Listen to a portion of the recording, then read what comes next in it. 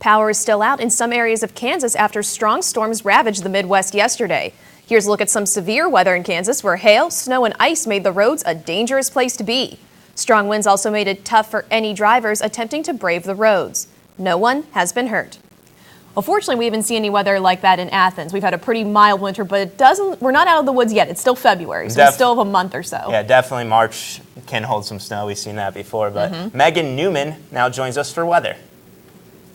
Thanks, guys, and happy Fat Tuesday. Today, we are going to have a gray day in Athens. It's very cloudy today, and we will not be seeing the sun. And maybe it might come out a little bit, but I'm pretty sure that it's going to be gray all day. And for our current temperature right now, it's 43 degrees.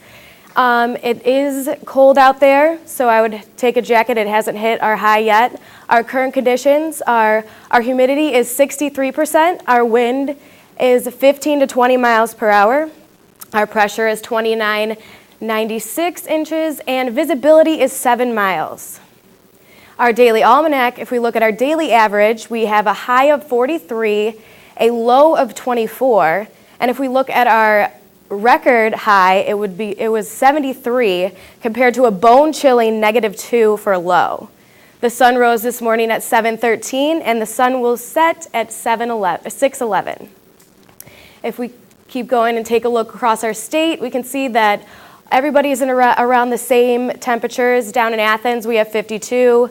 Columbus, we have 49. In Dayton, up in Cleveland, we have 43. Over here in Toledo, we have about 44. Dayton, 48, and Cincinnati, 42. We take a look across the state. Right now, we're not seeing any. Well, actually, we are seeing a lot of rain, and we do have a 100% chance of precipitation today. If you haven't been out this morning, if we keep going across the national radar, we have rain all across the Midwest, up north to us. And if we keep going, our daily planner at about 3 p.m. today, we'll hit our high about 50.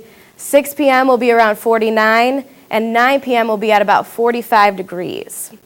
If we keep going, overnight tonight, we're going to get to about 36 degrees, and it's going to be cloudy, so there will not be many chances for you to get out there and see the stars, but it'll be nice. And showers will start early tomorrow morning, and our high for tomorrow will be about 55 degrees.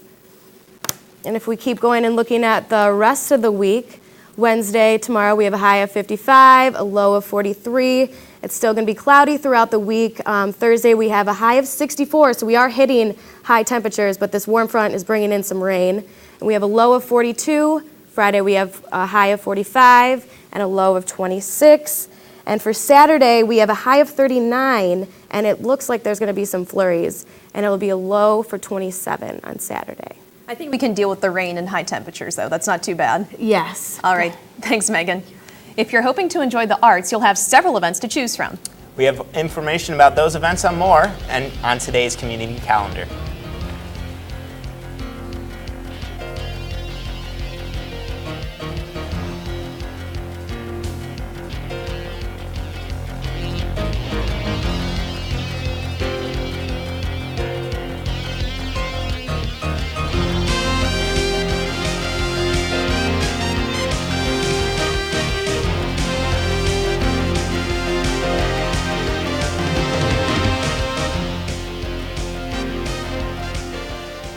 And Katie Lathrop joins us now with sports. And now it's, postseason time for boys basketball. That's right, Nick. High school boys basketball tournament play kicks off tonight at Athens and Meigs High Schools. Alexander will take on Meigs tonight in Athens to start the Division III playoffs. The Spartans finished off the regular season with a 4-16 record, while the Marauders ended 1-19, putting them in last place in the TVC Ohio. In the first round of the Division IV tournament, Trimble will play against the Miller Falcons at Meigs High School. The Tomcats have fallen to the Falcons twice already this season and finished the season with only 2 wins.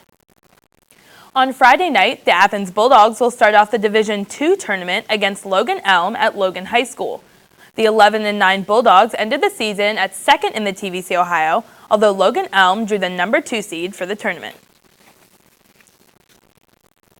Ohio men's golf team teed off earlier this morning for Day 2 of the 2012 Wexford Plantation Intercollegiate in Hilton Head, South Carolina. The Bobcats are currently in 14th place after finishing the first 2 rounds with a 2-round total of 622. Senior Paul Grauer paced the Bobcats, shooting a 150 on day 1 of the competition, and is tied for 12th heading into the final round. The Ohio women's golf team improved with each round at the 2012 Claude Jacobs Challenge, finishing 13th overall. The Bobcats dropped 20 strokes off their team total from the first round to the last. Merrill Weaver led the way for Ohio, finishing the tournament tied for 19th place, making this her 6th career top 20 finish. Tournament host Texas State won the tournament, earning its 4th consecutive Claude Jacobs Trophy. Tickets are on sale today for the Mid-American Conference Wrestling Championships. The championships will take place on March 9th at the Convocation Center, marking the first time since 2004 that OU has hosted the MAC Championships. The showdown begins with first-round matches at 10 in the morning on Sunday, March 4th. The semifinals will take place beginning in the afternoon with consolation matches beginning around 2. Championship matches are expected to begin around 6. The Ohio men's basketball team picked up another home win in the ESPN Bracket Buster game last Saturday and made history in the process. Reporter Pat Chiesa has more on Ohio's ability to protect its house on Richland Avenue. For the Ohio men's basketball team, it's been all about protecting their home floor this season. Well, that's one thing Coach emphasized, being dominant at home, and most good teams or even great teams, can win home games, and that's one thing that we've been able to do, and controlling home court is a big part of what we want to do here. This season, Coach John Gross's Bobcats have controlled the floor of the Convocation Center better than ever before. Saturday's win over North Carolina Asheville marked the 15th home win of the season for the Green and White, a program record. In this conference, I feel like for any team, home games you can't lose. Because if you let some teams still win on the road, then that can come back and bite you in the long run. We just want to keep establishing home dominance. Winning at home is something the Cats have learned not to take for granted. Just a season ago, Ohio lost 8 games on the very same floor. Last year we let a lot of games slip away here, and that was part of the reason to our record. And I think it's been a huge emphasis this year, and we've really taken care of business on our home court. My leadership with me and DJ and some of the older guys have been tremendous, and we've been defending and rebounding as well. That's a big part. While Coach Gross cites the hard work and dedication that his players put in each day, he also says he's grateful for Ohio's fans, which packed the Roundhouse on Richland night in and night out on game days and are the reason the Bobcats are first in the MAC in attendance for home games. I really appreciate the community and the students coming out and respecting our kids and what they've been able to accomplish at this point, and hopefully we can give them more to cheer about. The Bobcats will next be in action tomorrow night when they head to the Empire State to battle Buffalo. Ohio's final regular season home game will be on Sunday against Akron. And for an inside look at Ohio men's basketball, tune into WOUB tonight at 6 and 11. All In is a documentary television series that follows the Bobcats through their Mid-American Conference play this season. The Cleveland Cavaliers will host the Detroit Pistons tonight in hopes of getting their 13th win of the season. The 11-22 Pistons are last place in the Central Division, but are on a 3-game road winning streak, their first in more than 3 years. The Cavs are coming off a 93-92 last-second victory over the Sacramento Kings on Sunday. In their previous meeting, Cleveland beat Detroit 105-89, where 6 players had points in double figures. One Cavs player will be representing his team at the upcoming NBA All-Star Weekend in Orlando. Rookie showstopper Kyrie Irving will be one of the 6 players competing in the Taco Bell Skills Challenge on Saturday. The 2-round challenge features a timed obstacle course testing players' dribbling, passing, and shooting skills. Irving will be the 3rd player in Cavs history to participate in the skills challenge and the first since Mo Williams in 2009.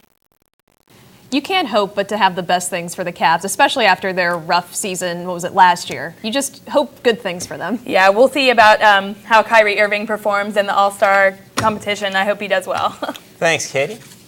Mardi Gras has always been known as a holiday that's fun for everyone. However, those underage may want to be careful for today's celebration. Under a new strict French Quarter curfew, almost 200 Mardi Gras partiers were arrested during weekend celebrations. The new curfew requires those under the age of 16 to be accompanied by a guardian if they plan to visit the French Quarter after 8 o'clock at night.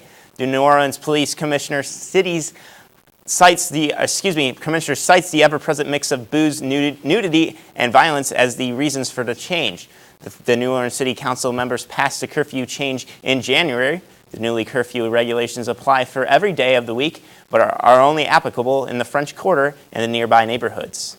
I wonder if Athens has any celebrations that are as fun as the New Orleans Mardi Gras celebration. Well, there is a Spring Fest, but I don't know if we can compete with Mardi Gras. I don't know. I was going to say, this Mardi Gras one, that's the big leagues. Absolutely. Don't forget to tune in tonight at 5:30 for WOUV's News Watch. An OU professor will talk about her experiences with female combat soldiers in Afghanistan.